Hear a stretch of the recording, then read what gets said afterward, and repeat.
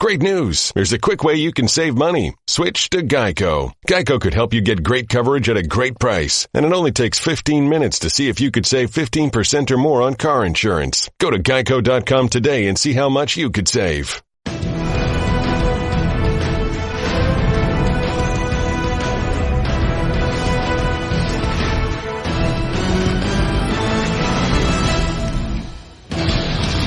So NFL Live starts with this news. After missing the last 5 practices, Steelers wide receiver Antonio Brown was back with the team for walkthrough this morning. Coach Mike Tomlin said Brown won't practice today, but will return to action after Thursday's preseason game against the Eagles.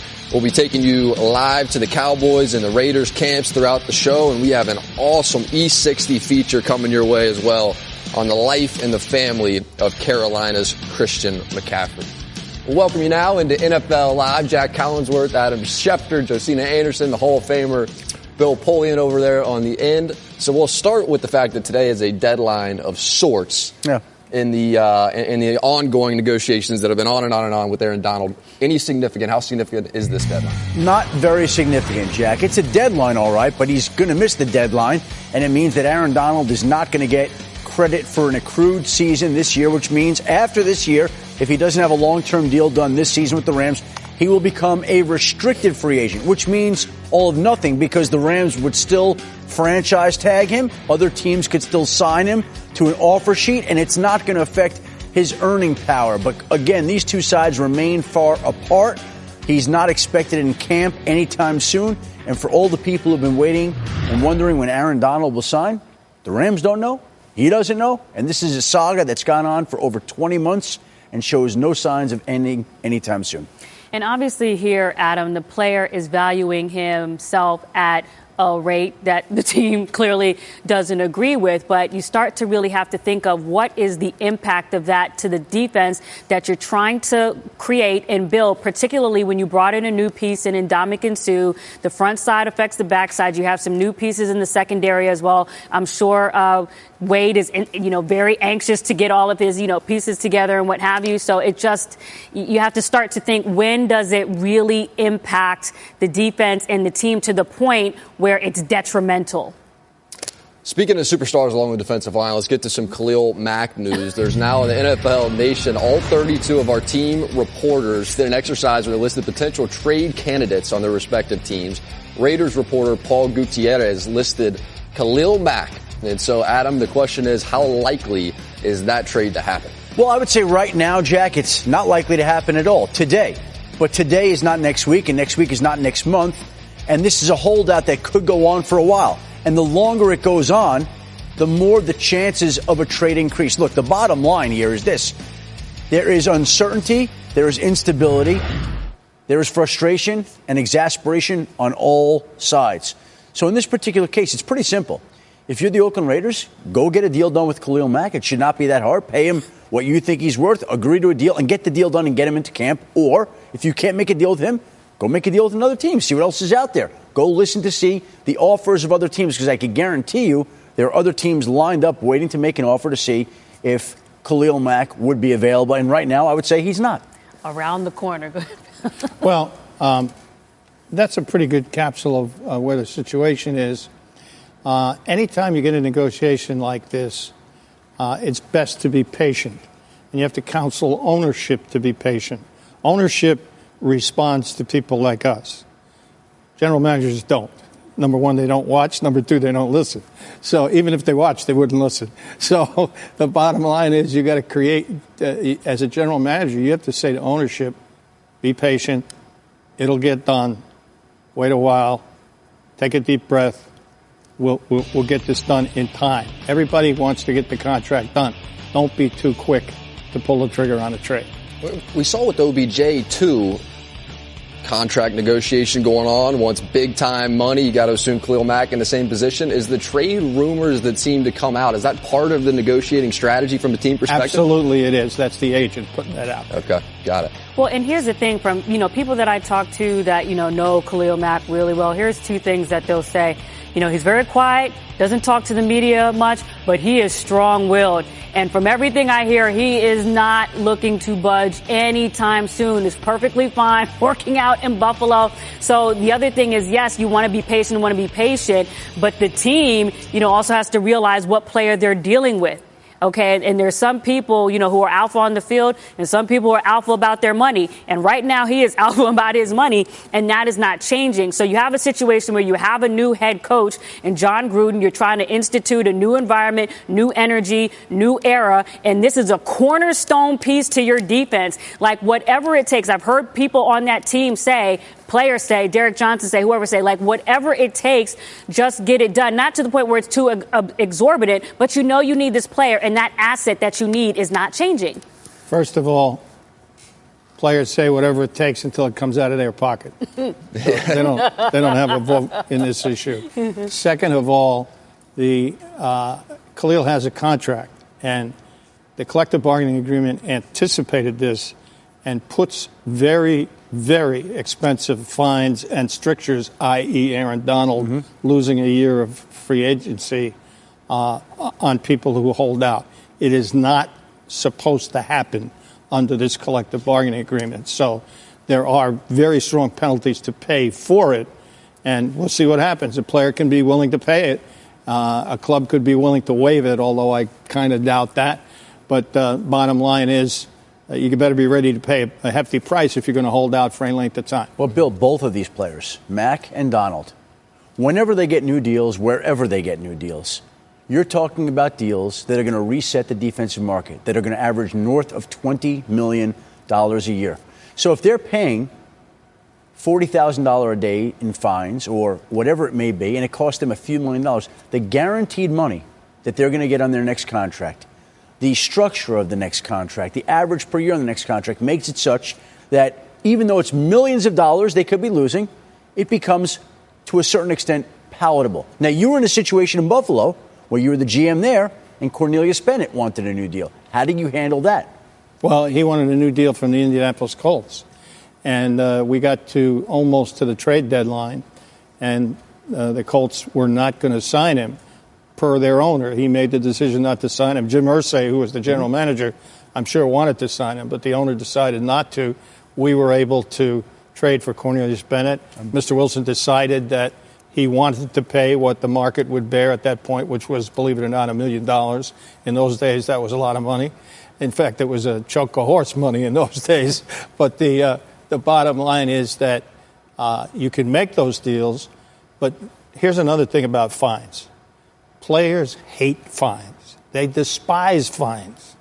If it's 40 cents, they're knocking on the general manager's door saying, why did they do this? Get this back from me. So it's not that easy. But fines are a pretty strong deterrent. And when you don't have that multi-million-dollar contract, you're betting that fine against the unknown. So it is a little bit of a deterrent. Don't forget, Aaron Donald came in last year after one game during the regular season. They don't like to turn down those regular season game checks either. Yeah, I understand that. Yeah. Those fines never seem to be 40 cents either. That's the problem. They always seem to be a little steeper than that. A lot more zeros on there. That's right. So this Friday will be 8 months since that Wentz injury, and he caught up with the Philly legend, Sal Powell. Nobody closer to that team than Sal. He sat down with the Eagles stud. Carson, even though you're on and off the field, you have a good vibe of what's going on with this organization, and the town is still in a Super Bowl high. What's the feeling around the team as the town still feels like it's still the Super Bowl? Yeah, team's excited. Team's excited. Guys are locked in, and I see no complacency from these guys. I see guys just ready to work every day, and I know there's still a lot of that excitement, euphoria from last year, sure. But I think in the building, in the locker room, the coaches, the administration, everybody's kind of put that to rest. And I think that's how we've all kind of attacked it ever since. That wasn't easy to do, I'm sure. It's not easy, but when we're here working, when we're together, everyone just kind of has that mindset, like, we're hungry. We want to stay hungry, and we want to just keep going. So I haven't seen any reason for concern with all of that. I watched you in 7-on-7s, bang, bang, bang, completion. Then you hit Zach Ertz in the corner of the end zone back here for a touchdown. The velocity's there. Everything is there. But Doug Peterson said it's something that you guys talk about all the time so that you don't slide off in your focus and preparation. Yeah, I mean, it can be tough, obviously, just getting 7 on and not getting all the teamwork and everything. But, I just try and come in and just be locked in for those 5, 6, 7, 8 plays, whatever I get each day, and just make the most of them. So, again, it's not always what I want, and I want to be out there all the time. But right now, I just listen to what the doctors are saying. 4 weeks and 2 days, 4 weeks about till the opener. We still on target for you to start the opener? We'll see. Obviously, I'm staying by what my goal has always been, and just got to listen to what the doctors are saying. Go back to a couple Saturdays ago, right? You did team drills, full pads. There were some bodies flying around you, and then they kind of dialed it back. How difficult was that for you? Yeah, I mean, obviously, anytime you go out there, get your feet wet, you've been waiting for a while to finally get out there and you do it. I mean, it felt great. I thought I reacted great. My body felt good. Just really mentally, I felt great just being out there and then trying to scale it back. I mean, it's not what you want, but it's part of the plan right now. It's been such a whirlwind for you, right? Year 3, you win the Super Bowl, you get married, you're coming back from rehab, you're getting questions from people like me all the time about when you're going to get out there. How tough has this been for you? Yeah, it's been fine. It is? It's been fine. Even me? It's okay? You're not so bad, so.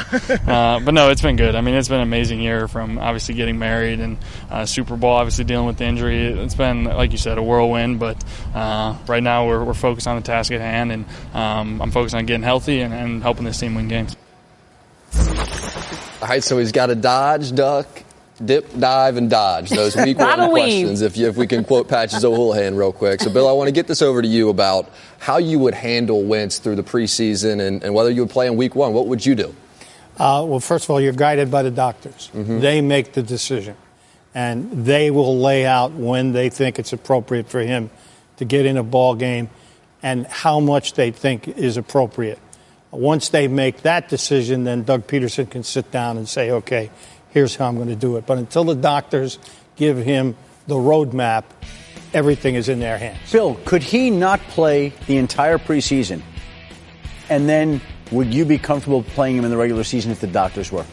Probably not. I'd probably want to give him a half or something to get his feet wet, literally first, so long as the backup was ready to go. I'd want him to have certainly a full week, maybe 2 weeks of full practice before he went out there.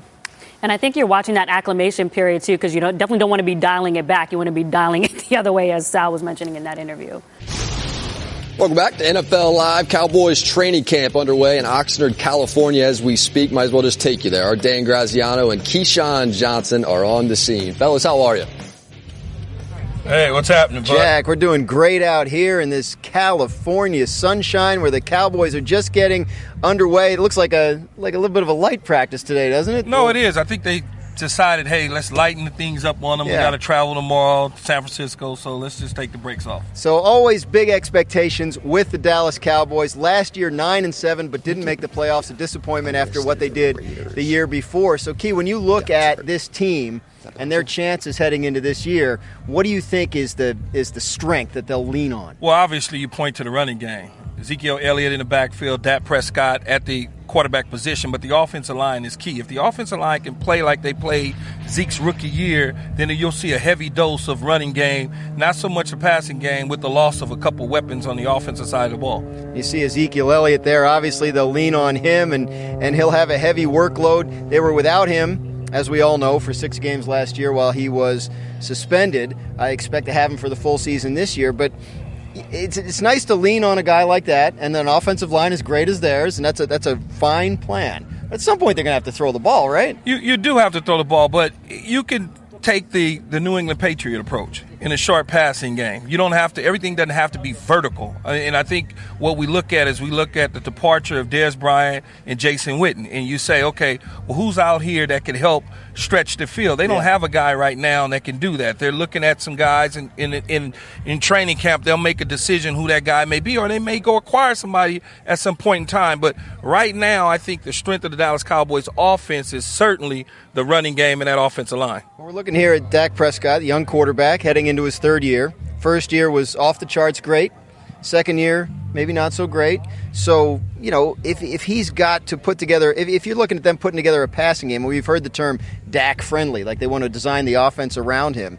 When you hear that, what does that mean for him as a passer? Well, I think for me it means that they're going to scale it back. Yeah. They're going to scale it back, and they're going to allow Ezekiel Elliott to carry the football and carry that load. But when they need to throw the football, then obviously Dak Prescott hopefully will be able to do that. But they got to get a weapon. They have to get – if you go back and you look at the history of Jerry Jones and what he's had on the offensive side of the ball at the tight end position as well as the wide receiver, whether it's Novacek and Michael Irvin, whether it's Jason Witten and T.O., myself, as well as Dez Bryant, they've always had a combination of both guys at the skill position. Right now, you couldn't tell me who that would be.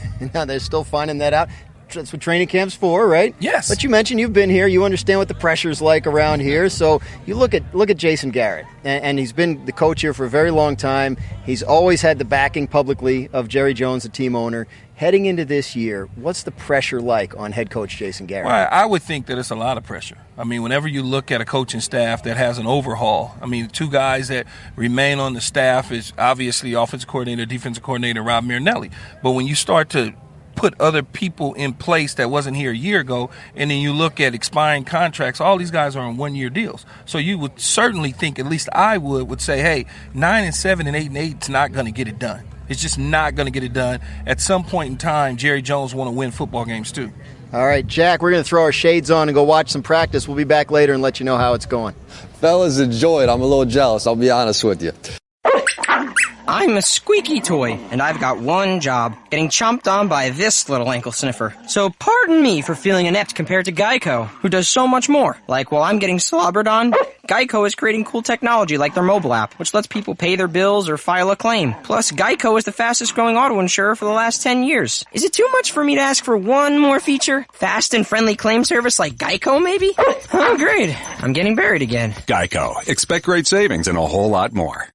Listen, Darren, you had to watch. I know standing on the star, it's tough to see, and you had your moments. But, as a player, he was electric. Phenomenal.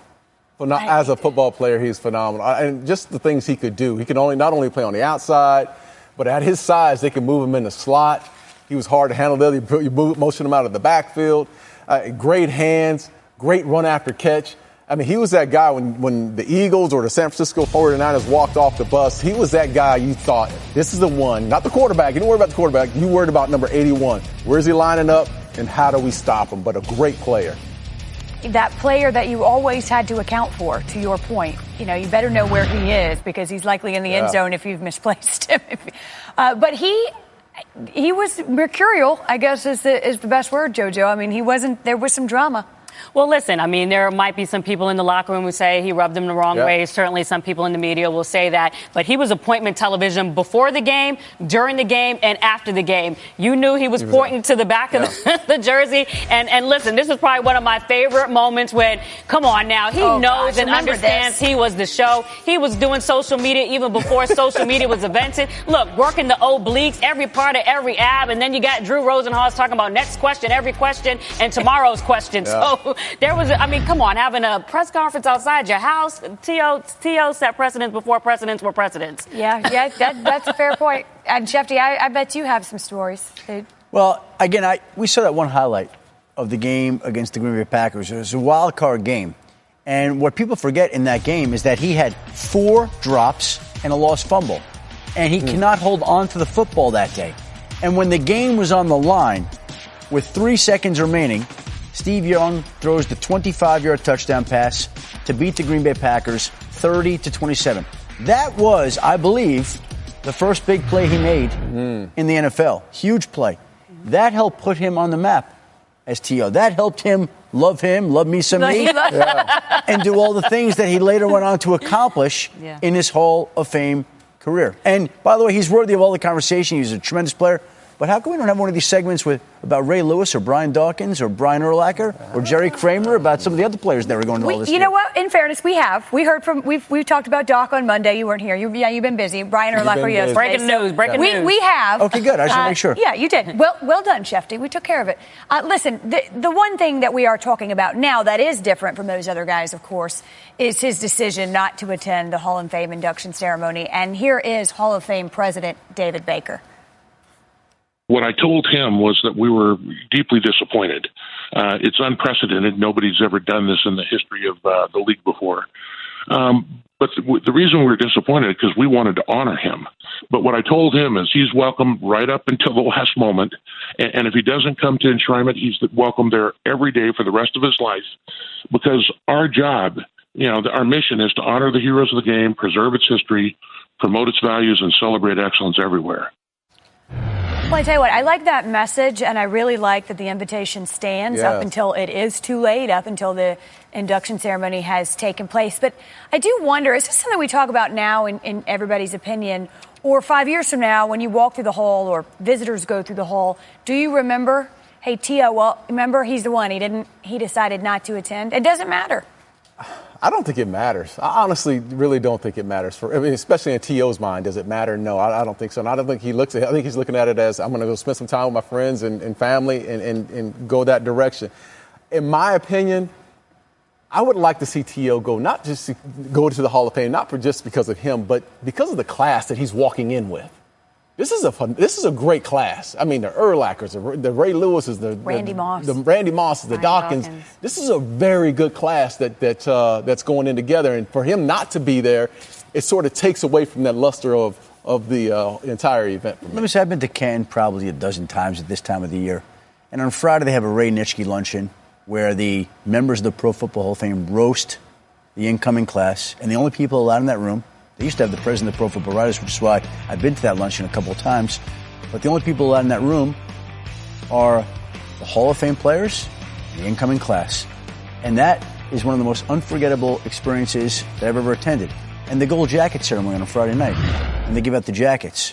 That's an incredible feeling when they put that jacket on you amongst your new teammates and the fellow inductees for that year. And then Saturday, when you're on that stage, is also a great moment and a way to pay tribute to all the people in your life on a large platform. He's going to get to celebrate this his own way. But I feel sad that he's going to miss some of this because he's never going to have the chance to duplicate that the rest of his life. And that's his decision. He gets to celebrate this any way he wants. He's a Hall of Fame player. But this is a once-in-a-lifetime opportunity that he's turning his back on. His right, but he will never be able to do the things that he can do this weekend. And I was just going to say, I've had an opportunity to talk to Terrell several times over the last month, and there is no blinking in his mind about, his decision. Every time I've talked to him, he's, had a strong fortitude about his reasons for doing this. I know he's developing, some content to further tell his story after the event that he's having at the University of Tennessee, Chattanooga. And even though there are a lot of, as Adam is saying, a lot of indelible moments to take away from this weekend, it's not something that is making him hesitate or change his mind, even though that invitation stands all the way up until the event. I don't know that he fully understands and appreciates what he's missing specifically. And he could do everything that he wants to do in terms of content and celebrations and salutes and speeches anytime. But Friday is unique. Saturday is unique. They come, they go, and they will never, ever I think you got a great point. You make a great point because, guys like myself who, that's my goal was to always make it to the Hall of Fame. Not there and haven't gotten there. But when I look at the Hall of Fame, it's a special moment. That day is a special moment. And for me, I'm going to be there this Saturday. And I'll see Doc and I'll see Ray Lewis and Urlacher and guys that I played with, and Randy Moss at the same time. But I'm still going to miss this guy not being there. Yeah. Well, I really am. I think he deserves to be. He should be there with this class. There is still time, but to your point, he doesn't seem unsure of his decision. But until it's over, there's an opportunity to be there. Well, Jack's quarterback Jalen Ramsey is back. He's reported to training camp a week after the birth of his first child. He arrived on Tuesday and then joined in for practice as well. The best corner in the NFL, arguably, Ramsey had this to say about his Week 1 matchup with Odell. Let's get this out the way right now. He's a good receiver. We all know that. But y'all know me at the same time. If y'all think that, he good, but I'm good too. If y'all want to say he the best at his position, I'm the best at my position. So we're going to go at it. We're going to get the people a show. First game of the season. You're going to have some wins. I'm going to have some wins. I just plan on having more wins. That's the plan I'm going to go in there with.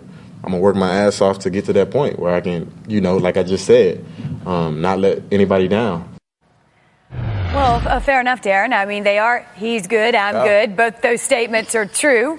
What do you see when you think about this matchup? Look, there's a lot of respect in that because it's simply the way he went about saying that. Listen, he's going to get some wins. Odell's going to get some wins. I'll get some wins. So there's some respect there. It wasn't like he was just going at Odell. That's so right. I like to put that out of the way. But I like the matchup. I mean, I like it. When they're in one-on-one situations, you're going to see all eyes are going to be on that matchup. You know, Ramsey's a long guy, gets his hands on you at the line of scrimmage. Odell's a make you miss type of guy and run after catch player. But at the same time, how often are they going to see each other? Because there's no way Pat Shurmur's going to put Odell in a situation where he's going to just line him up one-on-one with Ramsey all day. You can believe they're going to move Odell around. So he may get his catches in one-on-one situations, but for the most part, they're probably not going to see each other the entire game. Well, this is going to be an excellent test right out of the gate, particularly with what Odell is coming back from, working back from a broken ankle. So his short area speed will be tested off jump. And, of course, Jalen is going to be right there seeing exactly what he has on the occasions when he's on him, when he follows him or not. But I'm very interested to see that competition. And, you know, Odell has so much pride. He loves football, very enthusiastic about getting back on the field and showing everybody that he hasn't lost a step and is even better. Matter of fact, when I was at Giants camp, Sterling Shepard said he looks even better than what he was years before. So I'm very curious to see what that looks like at game speed. Well, and to be fair, we all often put the Ramsey trash talk in one category. That certainly was not that. There was some healthy respect there. But here is this from our Jags reporter, Mike DiRocco. The play of the day, he says, from Jaguars practice, number 6 rookie wide receiver DJ Clark caught a touchdown pass over Jalen Ramsey in the back corner of the end zone in one-on-one DB versus wide receiver drills. Ramsey, of course, not thrilled. The result, he and Clark playfully went back and forth after the play, Ramsey needling Clark about needing a triple move to get open and that he wouldn't have time to do that during the game. Still, it was a great catch by Chark, who was able to get both feet inbounds before falling to the ground. Wow, he got all that in a tweet? Yeah, he got all that in a tweet. That's more than 40 characters? It seemed like it, no? That was 600 characters. It's one-on-one drills. Yeah, but they're good. We love those in training camp. I got beaten one-on-one drills every once in a while. All the time. Once. All the time. Once in my life. Still fun. Come on. Other week 1 matchups you are looking forward to, Adam Schefter. The unbeaten savior from San Francisco, Jimmy Garoppolo, goes up against the Minnesota Vikings defense.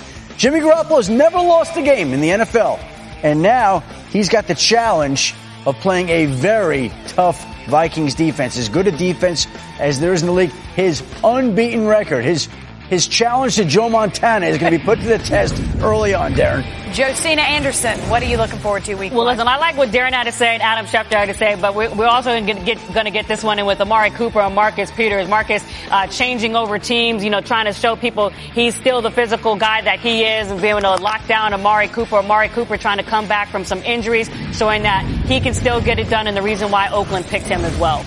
All right, Mr. Woodson. Oh, I like Ezekiel Elliott going up against Luke Kuechly. We looked at Zeke last year. He didn't start off well, didn't play, had the suspension, wants to prove himself, knows that the running back market is out there, and he wants to set it. But on the other side, Luke Kuechly, one of the most dominant inside linebackers to ever play the game, athletic, great eyes, great hands. This is going to be a physical matchup. That's Elliott's first career game against the Panthers, by the way. It's time for a wide receiver edition of Inside the Headlines. We'll start with a Field Yates report on ESPN.com that says veteran wideout Eric Decker works out for the Patriots. And for more, we will turn to our Patriots reporter, Mike Reese. And in New England, Mike, there has certainly been a number of departures at that position, plus the 4-game suspension for Julian Edelman. Is there concern regarding the wide receiver spot? Well, good afternoon, Wendy. You look at the team's actions and you say there is some level of concern for the Patriots at receiver today.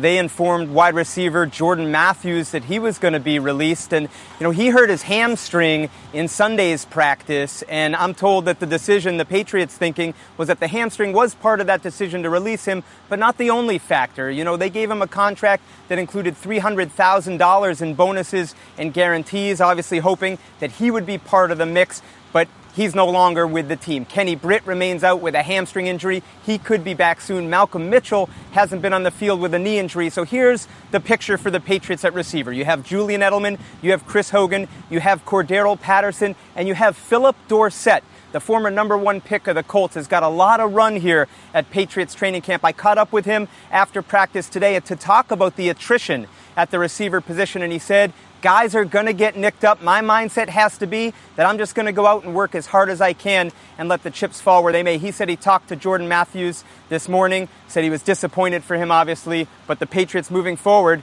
and we'll see now if they do make a move for someone like Eric Decker, because there is some concern at that position.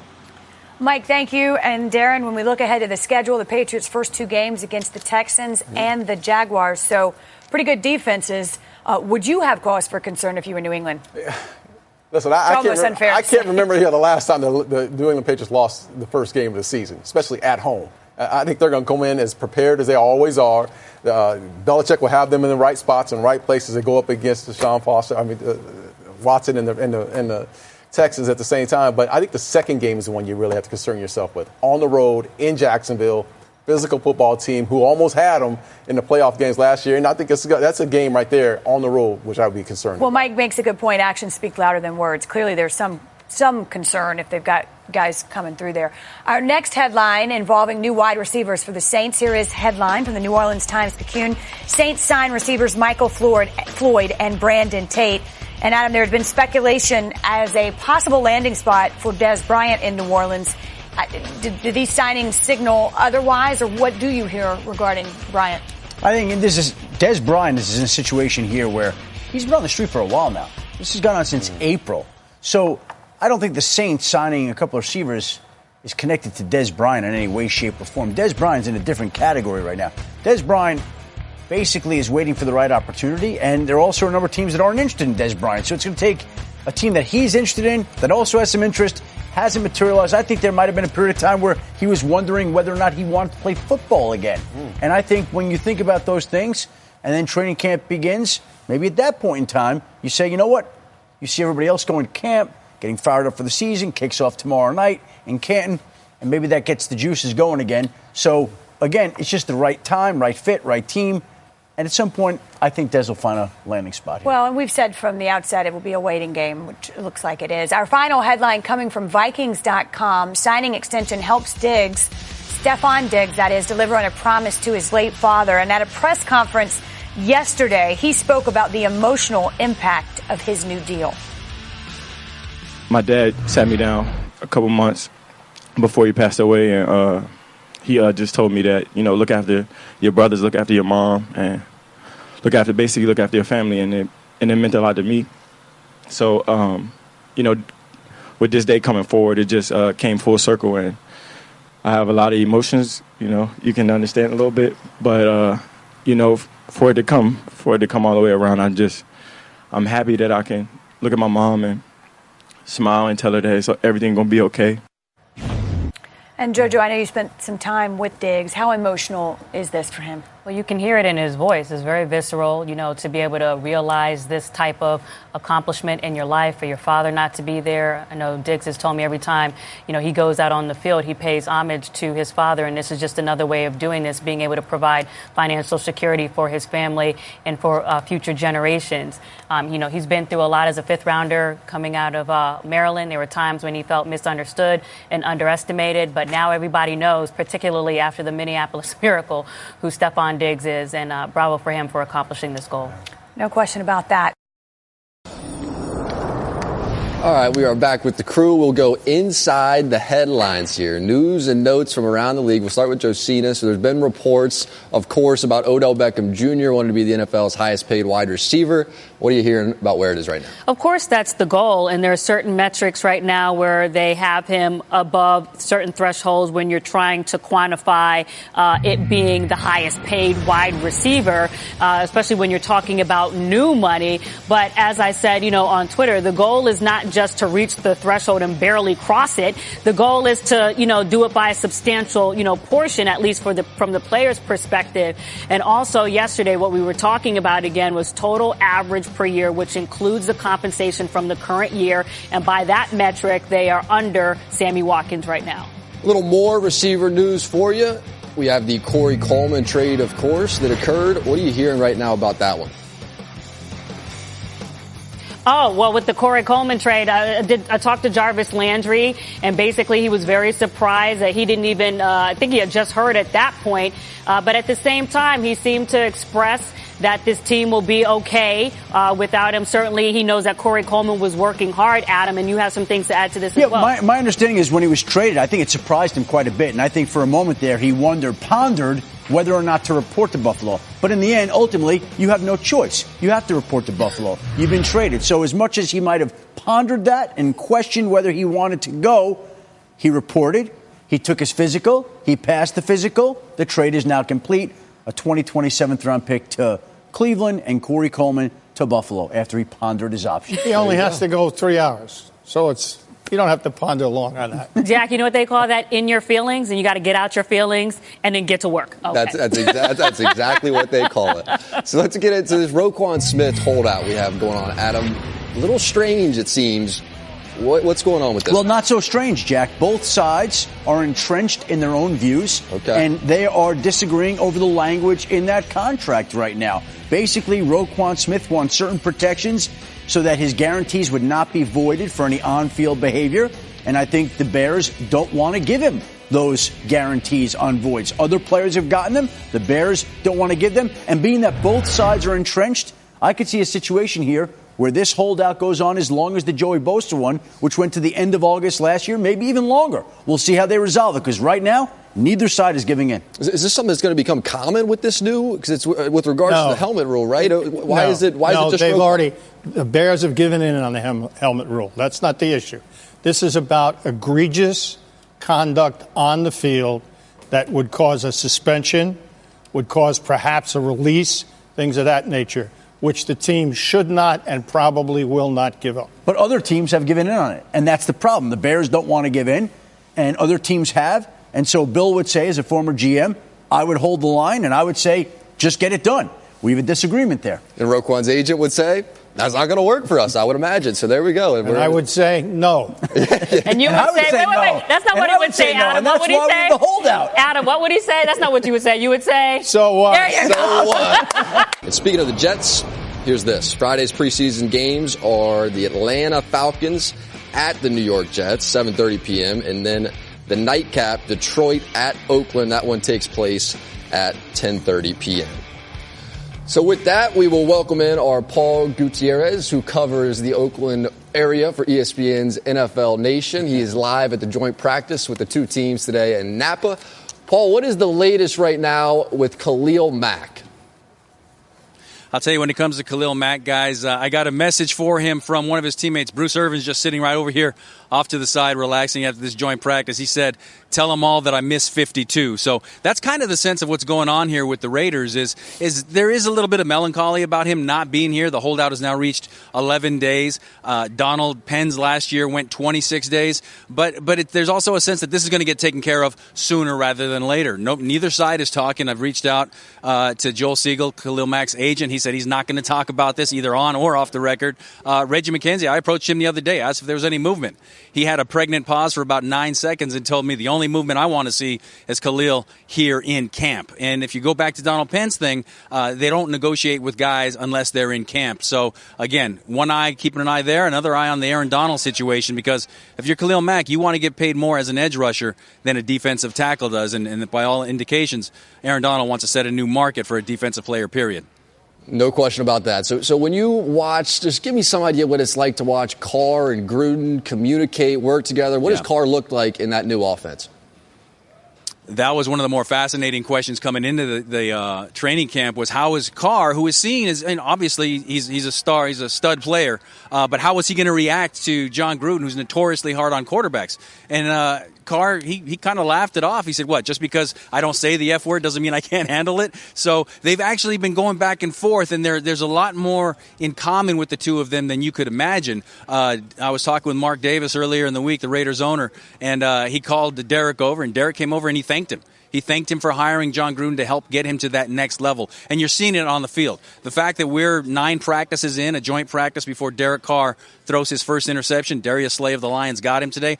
That says a little bit about how much more confident he is, but also says a little bit about the offense itself. It's the typical Gruden offense, short passing game, power running game, and it sets up the play action in the deep shots. So to watch that relationship between Derek Carr and John Gruden, they're very simpatico at this point in time.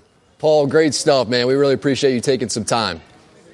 We will turn Thank you, guys. Yes, sir. We'll turn it now to Adam Schefter. And so let's get why do you think that this? Well, what's interesting there is Paul Yeah. said that the Raiders have a policy of not doing deals with players who are out of camp. And Khalil Mack isn't coming back to camp without a new deal. And so now we've got a standoff. And it's the reason that I think that Paul earlier today on ESPN.com raised the idea that could the Raiders get into a situation where they would even think or consider trading Khalil Mack, which right now is unthinkable. And I think the Raiders have no intention of doing that today. But today is not next week and it's not next month. And to me, if you're the Raiders, you've got to find a way to get a deal done with Khalil Mack, or at some point in time, if you can't do that, then go find another deal with another team and see what other teams are willing to offer. But one way or another, you got to make a deal here, got to make something happen. Otherwise, this is going to continue to hang over this franchise as it moves forward under the direction and leadership of John Gruden. And even though you have a policy, don't you not feel that this, sometimes there are players that are star players or exceptional players? I mean, at some point, that is going to have to Talk be to defined. Bill about the policy. Right, Talk to Bill there about you the go. policy. I mean, but at some point, there has to be a definition with that in terms of this stalemate breaking, right? That's the break. At some question point, is, that's the question. The policy is either going to break or not break. That's correct. The question is who breaks first. Right. We'll see. So we have the Falcons and Jets. That's one of the games that we just mentioned coming up this week. Where are you looking in that one? What preseason game 1 there? I typically don't look at rookies at all, but in this particular case, I'm looking at Sam Darnold. Number one, I think he has the best chance of starting simply because of who's there. Secondly, I want to see how far along he is in the Jets offense. He's got a very thin receiving core. And then the other guy I'm looking at is Teddy Bridgewater. We know what McCown is. Let's see where Sam Darnold and Teddy Bridgewater are in this game. So, Josina, Saturday, Broncos and Vikings. What do you think? I'm definitely looking at the chemistry that Kirk Cousins has developed with Stephon Diggs and Adam Thielen. Obviously, he's in there replacing Case Keenum, who was able to lead this team all the way to the NFC Championship game last year. And for everybody who knows, that Vikings locker room was very close to those guys. So I want to see whether he can get on the same page, let alone take them to the same postseason and beyond. Kind of an interesting first matchup there to have those two on the field at the same time. Yep. Adam, Cardinals and Chargers, little injury in Arizona. Yeah, moments ago, the Cardinals placed A.Q. Shipley, their starting center, on injured reserve. He is done for the year, and that's a blow. Now Mason Cole, the rookie from Michigan, is going to have to start at center. So you're looking at the idea at some point this season of having a rookie center in Mason Cole, a rookie quarterback in Josh Rosen, and as Bill wisely pointed out before, if you've got two rookies starting, who's calling out the fronts? Yeah, the protections are the problem, and that's a lot to put on a rookie quarterback. It's also a lot to put on a rookie center. Yep. You see, I'll let you read it. That's he did a little quote tweet on you. Can a you quote tweet to me. Field Yates, some large shoes to fill for the promising Cole. Is no NFL offensive player that played more combined snaps over the past 2 seasons than A.Q. Shipley, who's now out for the year. So there you go. Losing a draft pick, losing a center, never helps. Little gift for football fans everywhere. Hard Knocks returns to the world tonight, 10 p.m. Eastern. That is on HBO. Josina, you in on this stuff? What do you think? Definitely. You know, once upon a time, there was a quarterback quandary. People didn't think Baker Mayfield would be the number 1 overall pick, and here he is. So I'm definitely interested to see how he will do and if he will prove the Cleveland Browns right. All right, it is Hat Tuesday. Yes, this is my hat. I'm supposed to put it on. Who are you going with, JoJo? That's what I just thought we were talking about. I'm going with Baker Mayfield. Okay, that's who you're going. I already said yeah. I'm going with Baker Mayfield. You're fully in. Don't put that on. Because Don't put that on. No, don't. Okay. Don't mess up your hair. I got to listen to the general here. Don't mess up my hair. Bill, what do you got? Who you in on? Who do I have? I have the Atlanta Falcons. I'm not going to put it on either. And as well, Bill, right? I want to see Calvin Ridley. I want to see with whom he performs. Yeah. Is it with the first unit? Is it with Matt Ryan? And then how he performs. Be very interesting. Jack, I am all in on Sam Darnold. And I like to go all in on players and things that teams are all in on. And the Jets themselves are all in on Sam Darnold. That's good enough for me. Tell you what, I like it. Can you pass me that Broncos helmet real quick? Sure. Who you on Let in me on? see if I can get this hat real quick. Bradley Chubb. Oh, my goodness. I'm all in on those Denver Broncos. Baby. Wow. Might as well. I see him energized. Wow. It's Can't time for him unsee to that. be a mentor, baby. Hit him with the Bronco one time.